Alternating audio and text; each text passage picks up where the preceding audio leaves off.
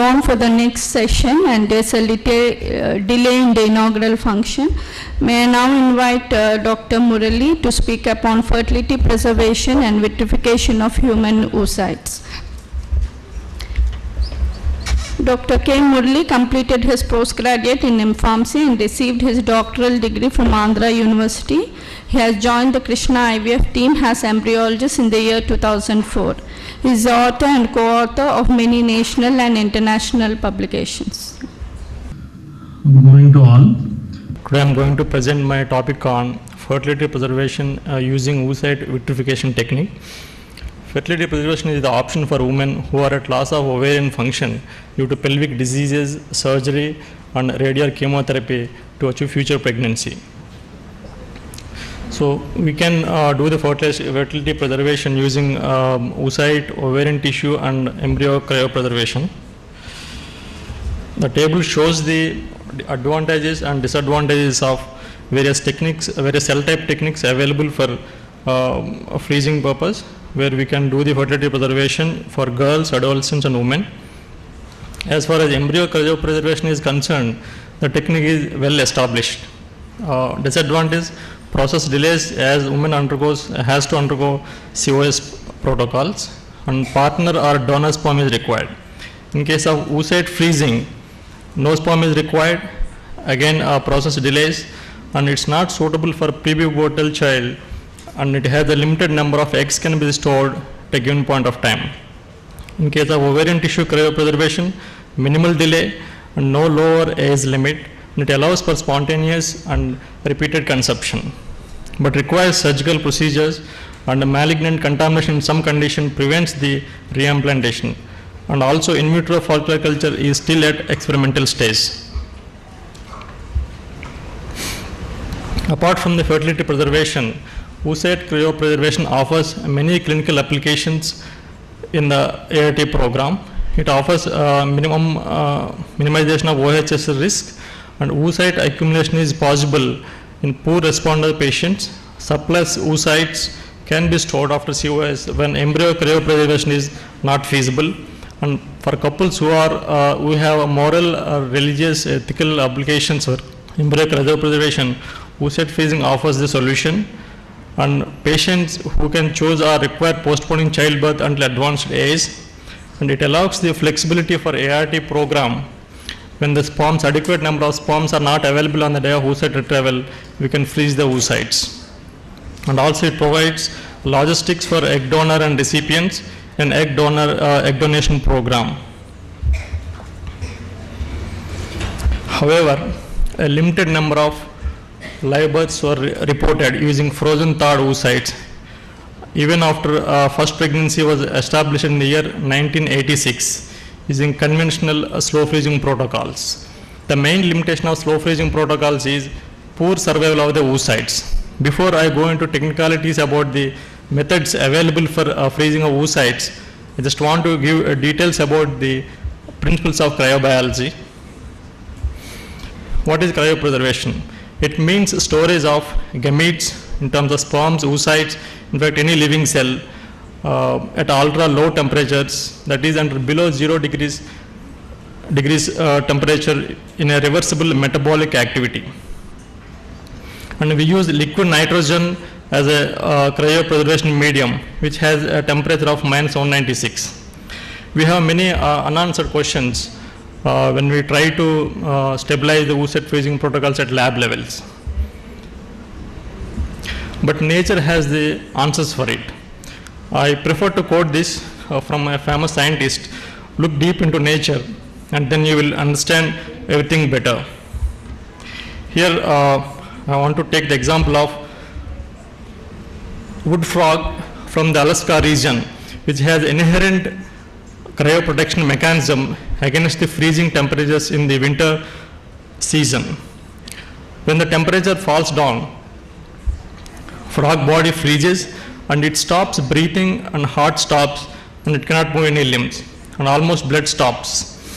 However, when the temperature rises, frog body thaws and again it regains its original metabolic activity and shape. Here is the video.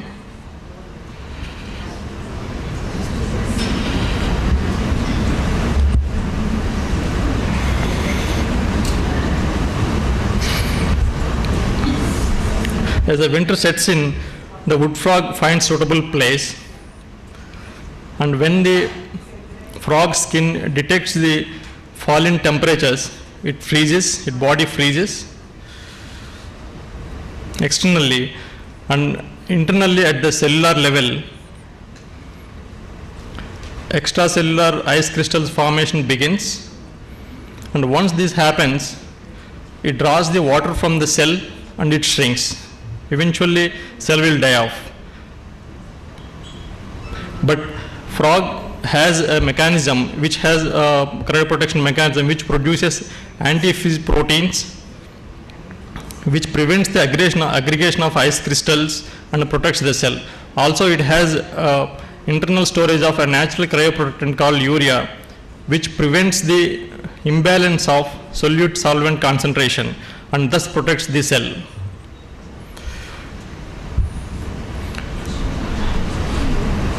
When the spring reaches, when the spring comes in, sets in, the frog body rewarms and gradually takes its original shape.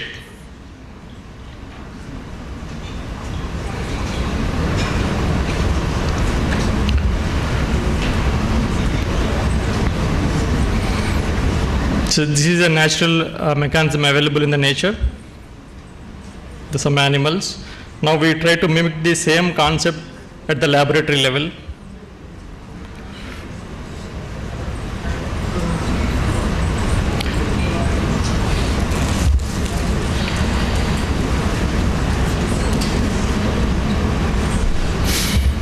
With respect to the principles of cryobiology, the oocyte is at disadvantage end when compared to the other cells.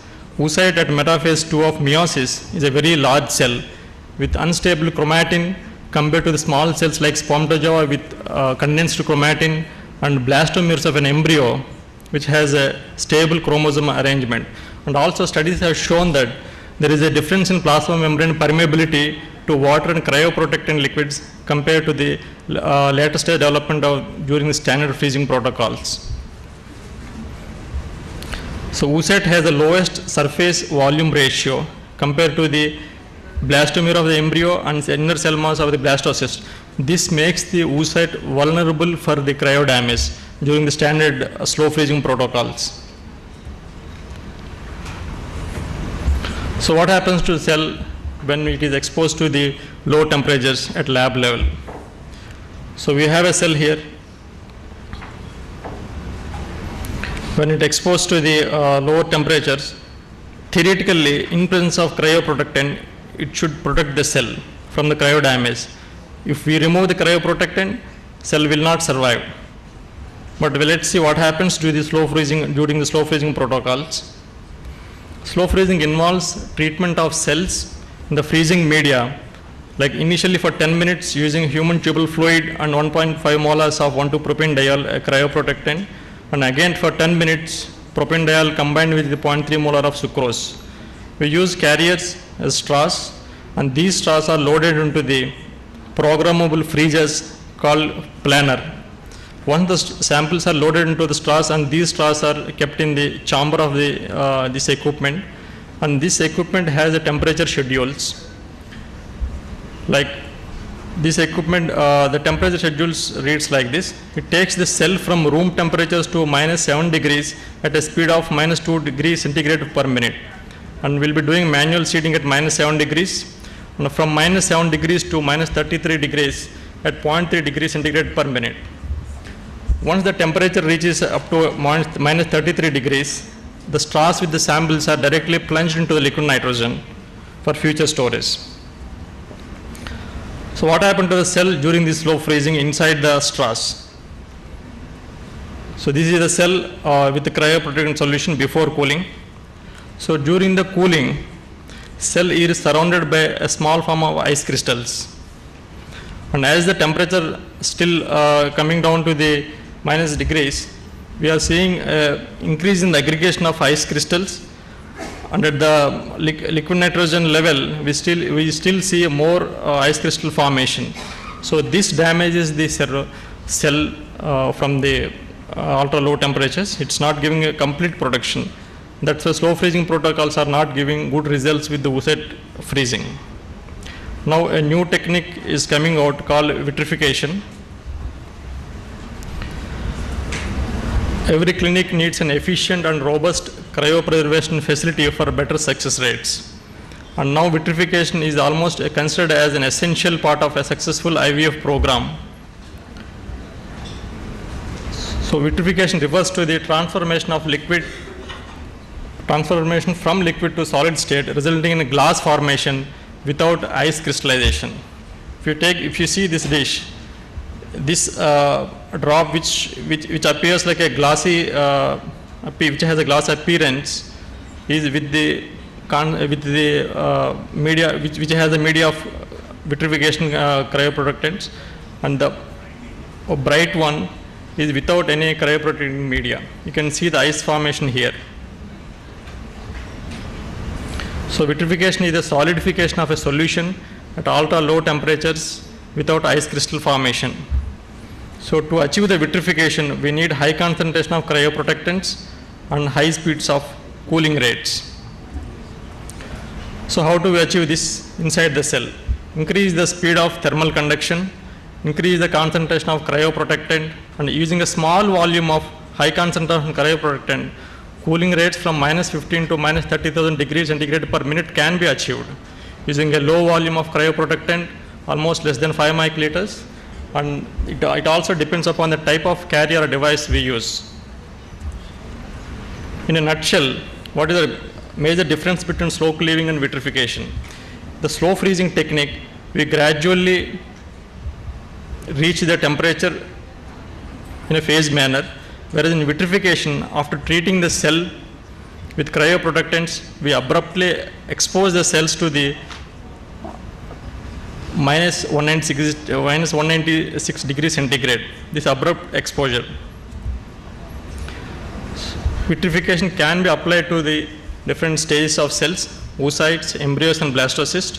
Oocytes ideally at M2 stage oocytes, oocytes which are at M1 converted oocytes to M2 oocytes at the time of retrieval are not suitable, and oocytes with fragile zona membrane are also they may not survive during the ultra low temperatures. Grade 1 embryos and grade 1 blastocysts are suitable for freezing. So far oocyte freezing, it is not successful compared to the embryos and blastocyst freezing. The technique is still emerging out, and still spindle damage and zona hardening is less with the vitrification technique. We need mature stage oocytes for vitrification. We have a commercial media available in the market.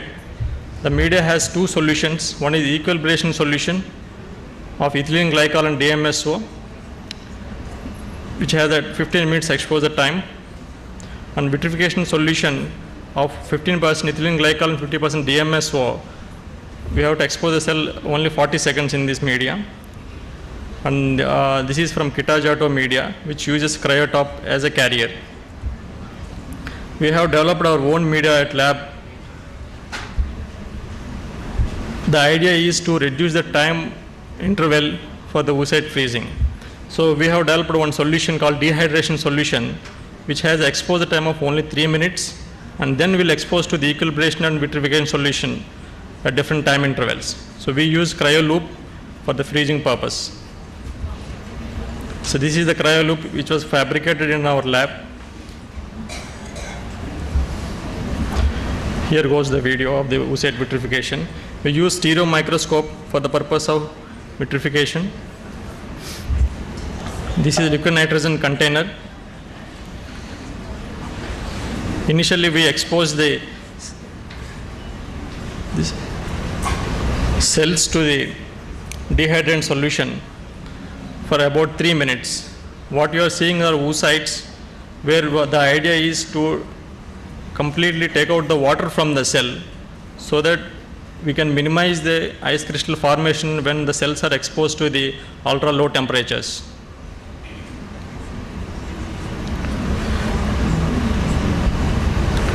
You can see the shrinkage of the cells as the water comes out from the cell.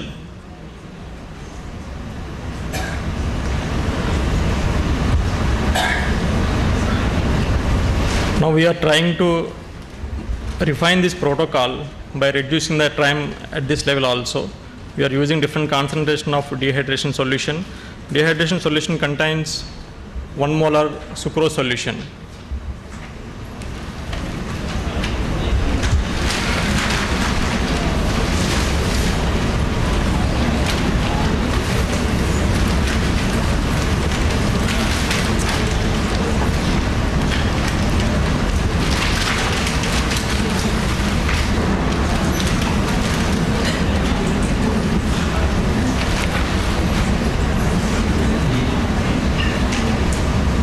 So after treating the cells in the dehydration solution, we'll transfer the cells from dehydration solution to solution B, which is an equilibration solution. This contains ethylene glycol and DMSO at 7.5 molar concentration. Here the time interval is about 3 to 5 minutes. The cells gradually takes its original shape here.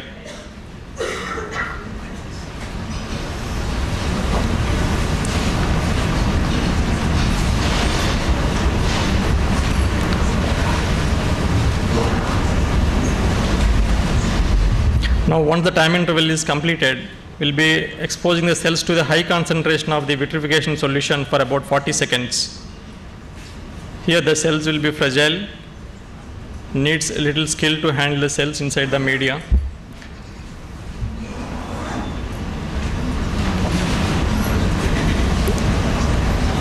So the exposure time is 40 seconds here. Once the 40 seconds completes, we have to load the cells into a cryo loop.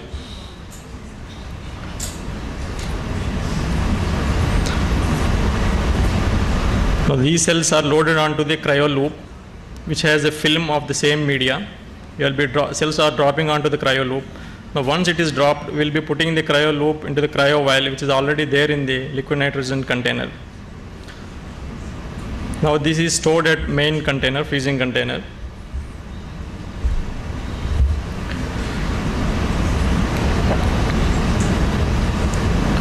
Now for thawing, when we thaw the oocytes, we will be thawing at least minimum 2-3 hours before we start the ICSI procedure.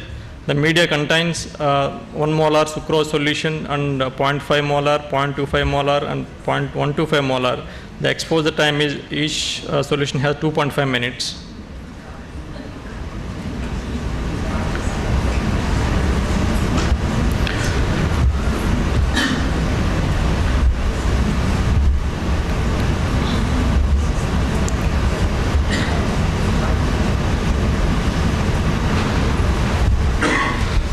So for thawing, take out the cryo loop from the cryo vial. Just dip the cryo loop into the solution A of the thawing media. Once you dip the loop, ice melts and then it just enters into the surrounding media. The cells, we have a time of 2.5 minutes here. Solution A, 1 molar sucrose solution. The cells are very fragile here. We have to handle very carefully.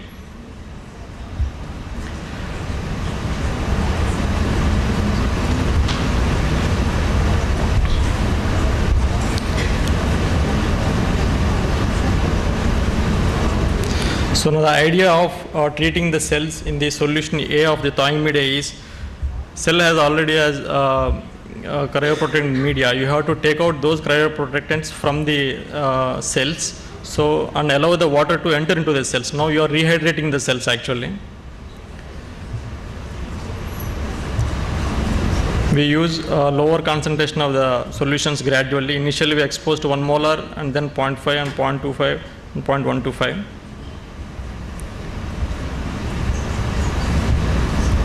So it takes little long time for cell to release the cryoprotectant from the cell and allows the water to enter into it.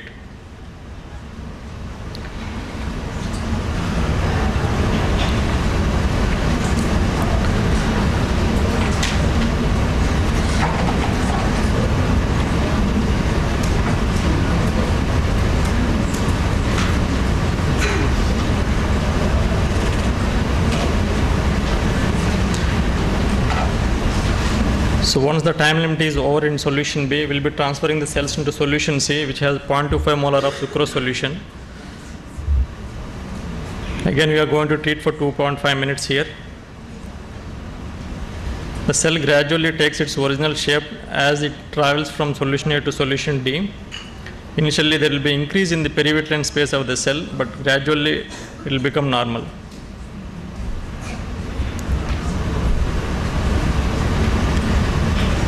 So after solution C, we will be treating the cells in solution D again for 2.5 minutes.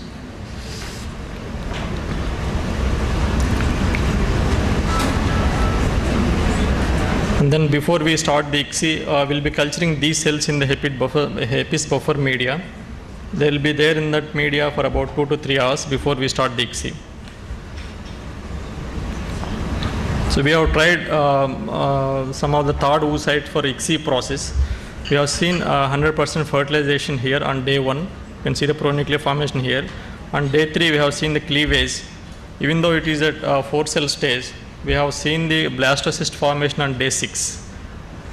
We are trying to refine the protocol to improve the cleavage rates on day 3 in the coming future. Thank you for your attention.